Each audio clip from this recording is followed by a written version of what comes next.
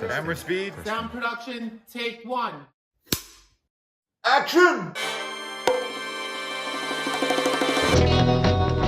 Welcome to From Beneath the Hollywood Sign. If you love old movies, Hollywood history, or the golden age of filmmaking, you've come to the right place. This is the podcast that talks about amazing stories of Tinseltown from another era. Hear fascinating conversations with writer-producer Steve Cubine, who quite literally lives just beneath the Hollywood sign, and actress-writer Nan McNamara. Now your hosts, Steve and Nan. Welcome, everybody. We've got another great episode for you today, and this is our Star of the Month. Yes. And this month, we are celebrating child actor Bobby Driscoll. His name may not be too familiar anymore, but in his heyday, he was the male equivalent of, say, NATALIE Wood. I love that description. Yeah, he really was. He was just one of the most talented and prolific child stars of the 1940s and 1950s. His descent into darkness, however, should serve as a cautionary tale to all those stage mothers out there who think that their kid is going to be the next big thing.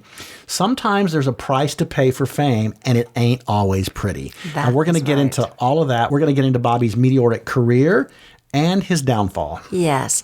Now, Bobby Driscoll was born Robert Cletus Driscoll on March 3rd, 1937. Cletus, I love that name. I know. And he was born in Cedar Rapids, Iowa, right? A good Midwestern boy. Yes. He was the only child of his father, Cletus, an insulation salesman, and Isabel, who was a former school teacher. Bobby Driscoll and his family moved to Hollywood when he was 6 years old. They were moving to warmer, drier climate to help Driscoll's father, Cletus, who was unfortunately suffering from exposure to asbestos, which that's what happens when you're an insulation salesman. Insulation salesman in the 30s. Oh my gosh, that's frightening. And I'm sure we had no idea back then. No, absolutely none. Soon after settling in Hollywood, the son of the family's barber, who was connected to the movie business, got Driscoll an audition for a small part opposite the equally adorable Margaret O'Brien in the MGM family drama Lost Angel of 1943, which starred James Craig and Marcia Hunt. Right. Did you ever talk to Marcia Hunt about that film? I talked to her a little bit about James Craig. Okay. Because I liked him a lot and I was kind of a fan of his. We did talk about James Craig, but we didn't really talk about Bobby too much, and I wish we had now. I love that the family barber was connected to somehow in the entertainment industry. He knew people at studios. Yeah. It's so funny, but I guess back in the day. Bobby Driscoll, he was just a natural. He had that turned up nose and his face full of freckles, and he got the role in Lost Angel. It was a small role, but it made an impact, and Hollywood paid attention. Right. He had a natural talent, Yes. a natural ability, and he could also memorize lines at that young age. So it was kind of a no-brainer that he started to get more movie roles. He was soon cast in a number of films, especially in 1944. He played Thomas Mitchell's youngest son in The Fighting Sullivans. He was Ann Baxter's little brother in Sunday Dinner with a Soldier in 1944. And then also in 1944, Richard Arlen's brother in The Big Bonanza. 1944 was a good year for him. It was a very good year. In 1946, he played the son of Myrna Loy and Don Amici in So Goes My Love. And while making So Goes My Love, Myrna Loy was quoted as saying, he, Bobby Driscoll, has so much charm. If Don Amici and I aren't on our toes all the time, we know that the audience will be looking at the youngster and ignoring us. And then Don Amici, he piped in and said, he's a real great talent. I've worked with a lot of child players in my time, but none of them bore the promise that seems inherent in young Driscoll. So the fact that, his first film was 43, 44, he does 3 more films. Now he's really moving up in such a short period of time. Oh, absolutely. By the time he was 6, he was making $500 a week, and he was the main breadwinner for his family. Wow. Which is maybe not the best great. thing possible. Yeah, exactly. He also had several more minor roles in movies such as Identity Unknown, 1945, reuniting him with Richard Arlen, Mrs. Susie Slagle, which I've never seen. I found a little clip of it online with Veronica Lake. That looked like a really fun film. From This Day Forward, with Joan Fontaine and Mark Stevens, and then OSS with Alan Ladd and Geraldine Fitzgerald, who we just spoke about, as well as Three Wise Fools, again with Margaret O'Brien and Lionel Barrymore, all of those released in 1946. Yeah, by this point, he's so prolific. He's such the go-to child actor. I mean, he's getting cast left and right. You know, things are really looking up for him. Well, he soon caught the eye of Walt Disney, and he personally selected him to play the lead in his live-action animated film Song of the South, 1946. And, you know, despite its negative stereotypes of blacks, the film was a huge success, and young Driscoll was the first actor that Walt Disney ever put under personal contract to Disney. And he stayed under contract with Disney until 1953. Now, Song of the South, he was in also with Luana Patton, which he would then go on to star in another film that we'll talk about in a second. Now, Disney loans Driscoll out to RKO to star as Eddie Cantor's son in the comedy If You Knew Susie, 1948. This, unfortunately, it would be Cantor's final film appearance. And around this time, Driscoll began attending the Hollywood Professional School, which had taught everybody from MGM stalwarts Ann Miller, Mickey Rooney, and Donald O'Connor, to Disney star Annette Funicello, to child sensation NATALIE Wood, to even the Brady Bunch girls, Maureen McCormick and Susan Olsen. Steve, the Hollywood Professional School, how long had that been around and where was it? Because it wasn't on anybody's lot. If people from MGM and Disney and everywhere were attending that school. It was established, I think, in 1921 by a pianist, believe it or not. Oh. I think her name was Gladys Littrell or Littell. I'm not really sure which, but it became the go-to training program and school for kids that wanted to be in show business or kids that were in show business.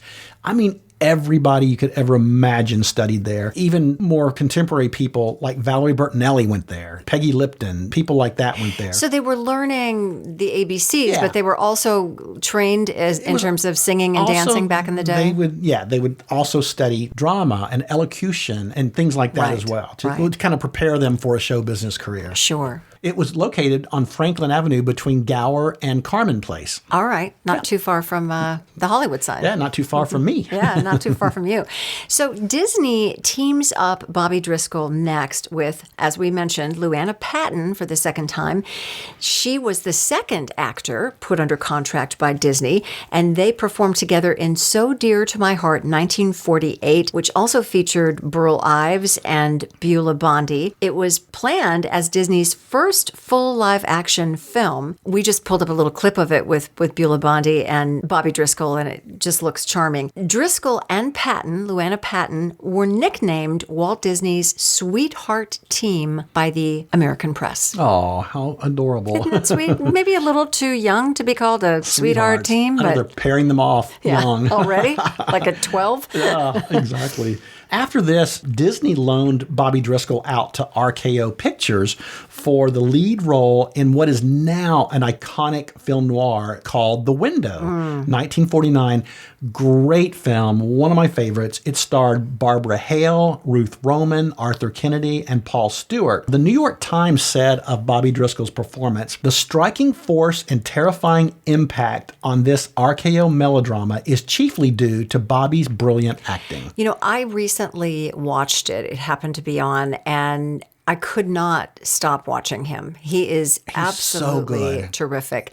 And the thing about it is, he's really the lead in the film. Yeah. I mean, the focus is completely on him. It's his story, yeah. We talk about this film in a previous episode of ours about Ruth Roman, the fabulous Ruth Roman. Let's share a clip from The Window, 1949. Bobby Driscoll plays Tommy. He has witnessed a murder, and he is being kidnapped by Ruth Roman and Paul Stewart. Help! Help, police! Help! Help, police!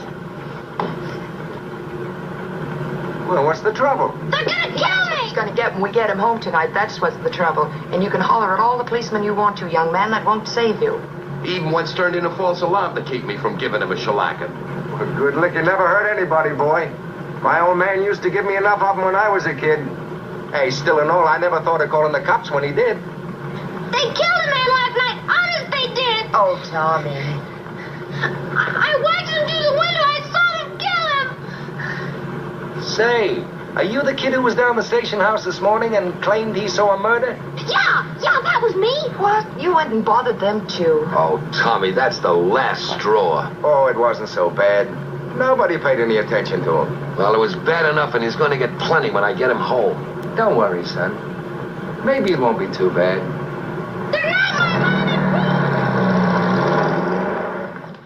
So because Driscoll was so impressive in The Window and in So Dear to My Heart, the Academy of Motion Picture Arts and Sciences awarded him a special juvenile Oscar, which was presented to him in 1950 by actor Donald O'Connor at the 22nd Academy Award ceremony.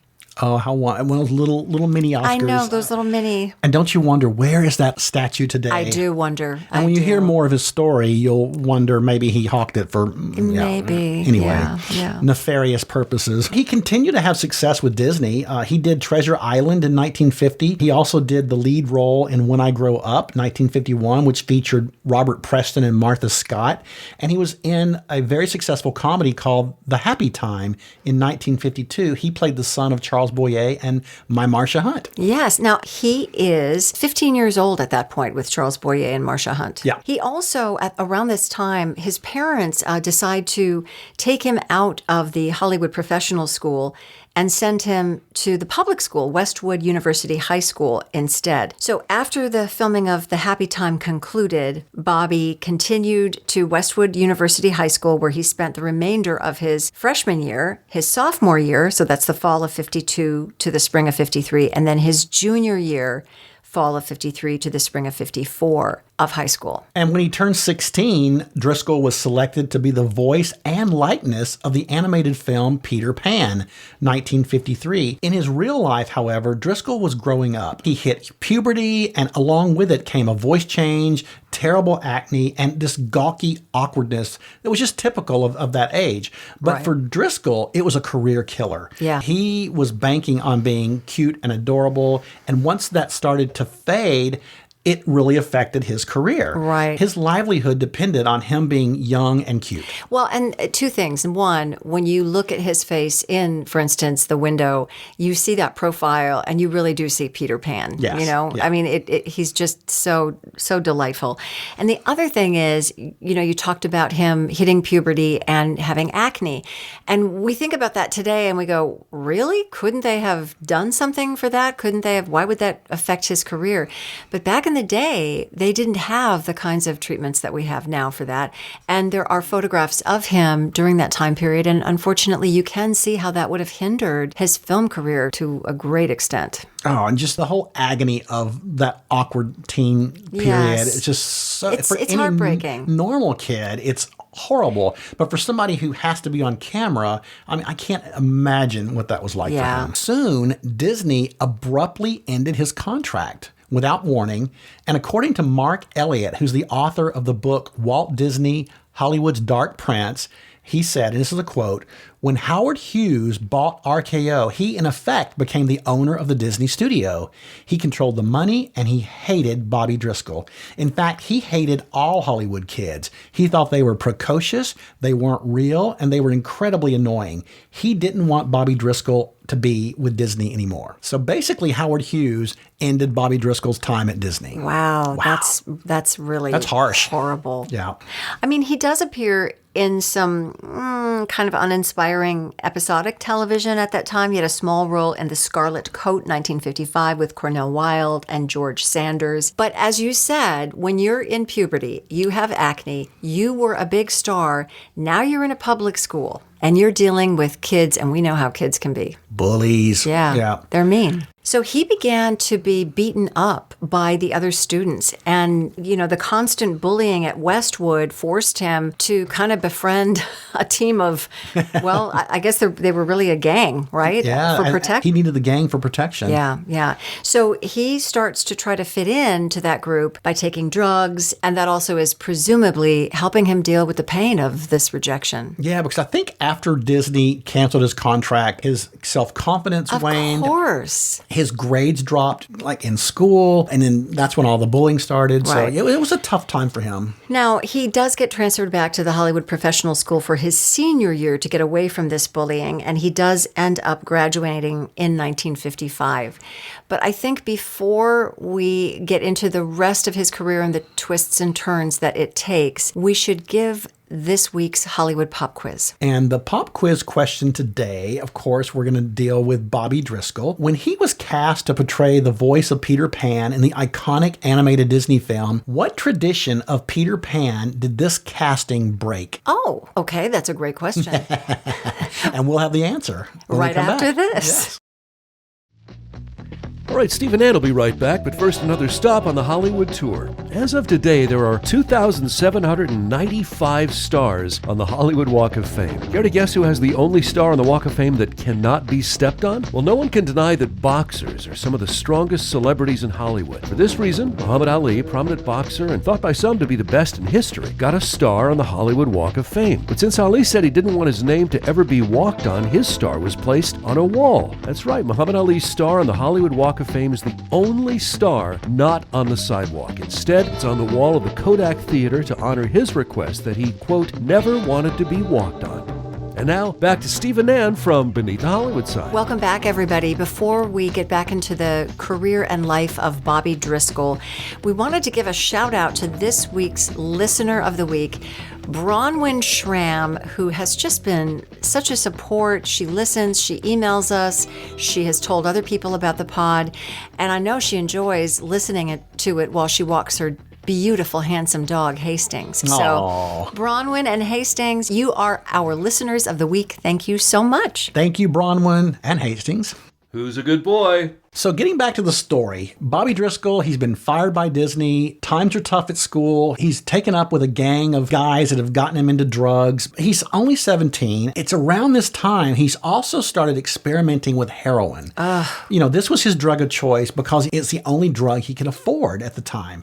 And sometime in 1956, when he's 19, Bobby joined the Beat Generation, which was a subculture of beatniks who took part in drug use and promiscuous sex, which they said helped their art. Oh, yes, because being high on heroin and having sex is going to make you create better art. That makes sense. Bobby was introduced to Wallace Berman, who was a very influential avant-garde beatnik culture guy. Mm-hmm. And he met them through his friends Dean Stockwell and Russ Tamblyn, two other former child actors. Right. In July of 1956, Bobby is now 19 years old. He's arrested on a marijuana charge. Now, remember, folks, back in the day, marijuana was not legal, and it was a pretty serious. It was taboo. Yeah, it could be a career ender. Exactly. So Bobby and his friend Lester Ferguson were seen throwing a bag of marijuana out the window of their car when they saw a police car. So policeman pulls them over. The charges were later dismissed. So in August, Bobby and once again Lester Ferguson, which I would say get rid of that friend. Bad influence, Yes. Lester Ferguson.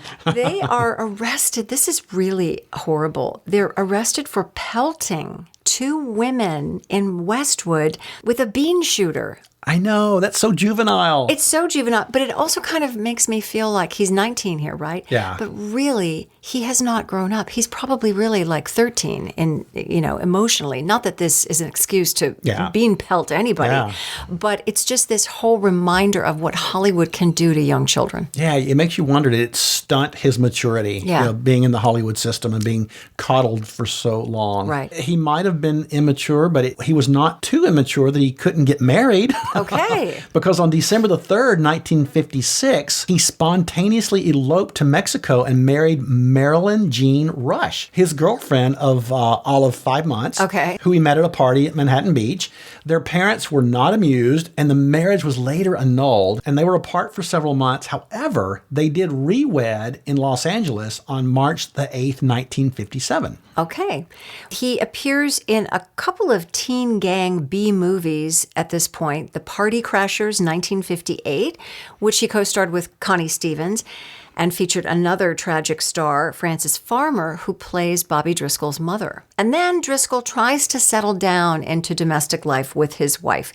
He gets an actual job as a salesman at a men's clothing store, and he and his wife Marilyn quickly have a son, Daniel, and 2 daughters. And in October 1959, when he's 22, Bobby was arrested again on a narcotics charge when police found him in possession of a hypodermic needle kit and needle marks on his arms. Those charges were later dropped. He and his wife become divorced in 1960. I'm assuming that's because of drug use, because clearly he's really struggling with something. So the end of his marriage, his drug use increases, and he has more run-ins with the law. So in mid-June of 1960, he's arrested while washing his new girlfriend's car. And he was heckled. That's what caused this whole thing. These guys drove by and heckled him. Oh, no. I know. So, and then he strikes one of them with a pistol. Yeah. So he's charged with disturbing the peace and assault with a deadly weapon. However, the charges were later dropped. So again, his charges keep getting dropped. But doesn't it make you wonder, were his charges dropped because he was a former star? Yes. Did he get special treatment from the law enforcement because he was at one time a movie star? Well, and here's the thing. Let's just presume that you're right. If he had not been and had been stopped early on with the first thing that went wrong, then perhaps his life could have been... His path could have been a little different. Altered. Yeah, I know. Exactly. It makes you wonder if maybe they weren't doing him any favors by dropping these charges. Right. In 1961, Bobby Driscoll moves to Topanga Canyon. Exactly a month and a day after turning 24, he and his new girlfriend, Suzanne Stansbury, were arrested for stealing money from an animal clinic. And guess that's what? low. Yeah. That is low. I know, right? You and I both. Don't steal the animal's money. No. But guess what? The charges were later dropped for lack of evidence. I see a pattern here. Yeah. Almost a month after his arrest in April, he was arrested again for forging a $45 check and pleaded guilty and posted bail. On May 3rd, 2 hours after he was released on bail for the forgery charges, he was arrested again for possessing narcotics.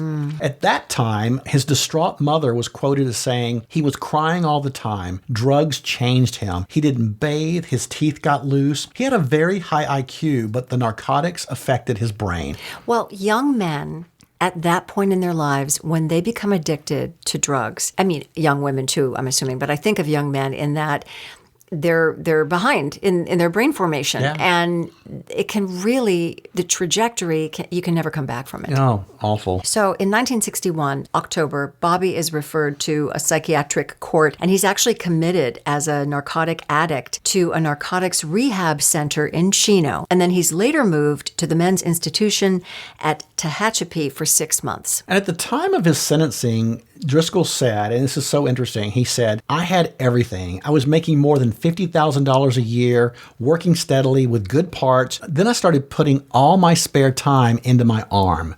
I'm not sure why I started using narcotics. Well, I think it goes back to, not to be armchair psychiatrist, but it goes back to kind of what you said. He was being bullied, and he might have been just trying to numb the pain. It numbs the pain, of being rejected by Disney.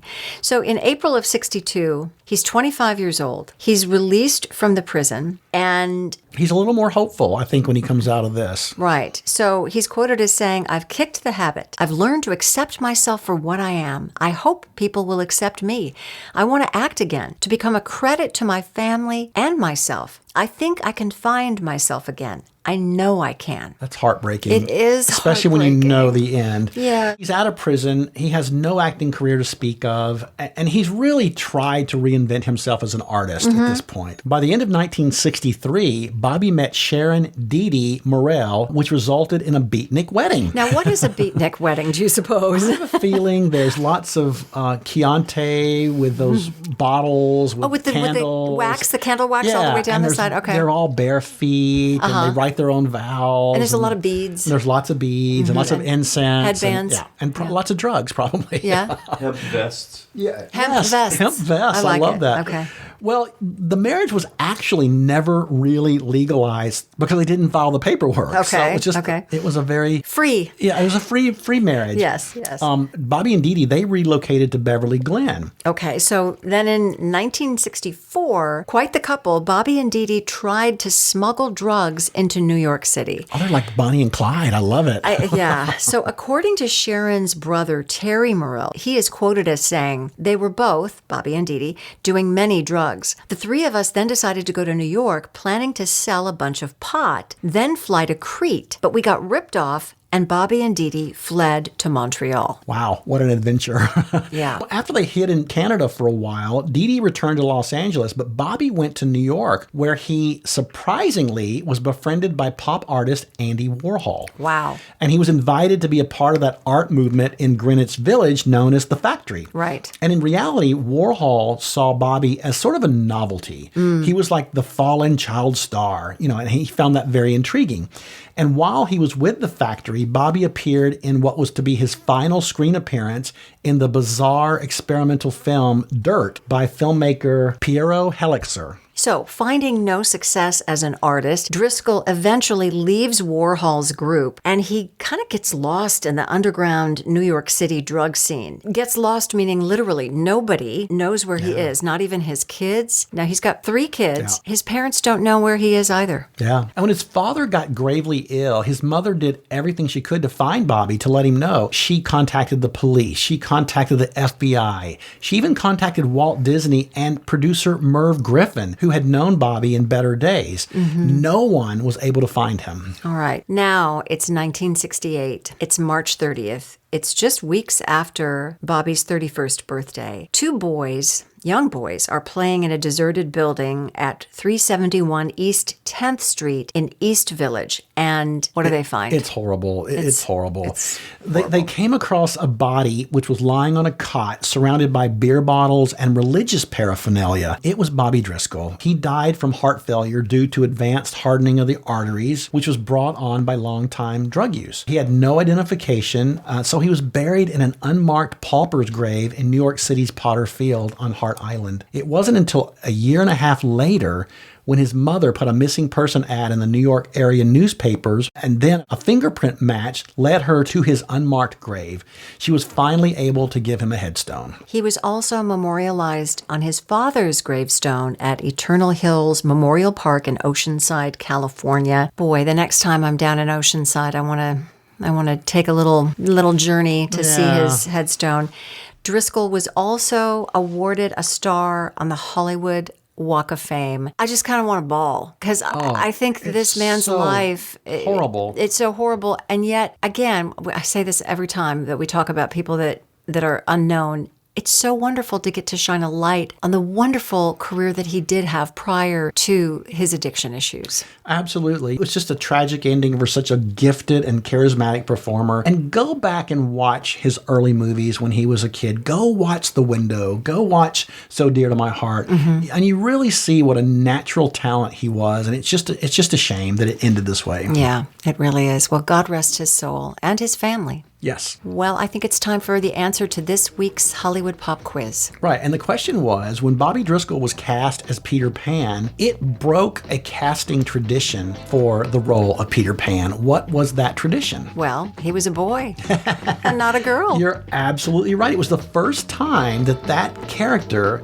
Peter Pan, had ever been portrayed by a boy. In the past, actresses such as Mary Martin and Jean Arthur used to play the boy. Right. The boy who wouldn't grow up. Exactly. Thanks, everyone, for listening. We so appreciate you, and we would love it if you would give us a 5-star review, and if you would follow us on social media. Our handle is @FromBeneathTheHollywood You can find us on Instagram, Facebook, and you can watch the podcast on YouTube. And we'd love to hear from you. Thank you for the emails. Keep them coming. You can write us at info@FromBeneathTheHollywoodSign.com. That's this week's view. From Beneath the Hollywood Sign. You've been listening to From Beneath the Hollywood Sign with Steve Cubine and Ann McNamara, the podcast that celebrates amazing stories of Tinseltown from its golden era. Join us next week for another episode and learn something else about Hollywood you probably never knew. Take a moment and give us a 5-star rating and a positive review, and tell your friends about us too. It'll help grow the podcast. Visit Steve's website at FromBeneathTheHollywoodSign.com. The executive producers are Steve Cubine and Nan McNamara. Executive producer and post-production supervisor Lindsay Schnebley. Associate producer and researcher John Price Ritchie. This podcast is part of the Airwave Media Podcast Network. Visit airwavemedia.com to listen and subscribe to their other fine shows like The Box of Oddities and The Shallow End with Schnebley and Toth. Copyright 2024, all rights reserved. That's a wrap.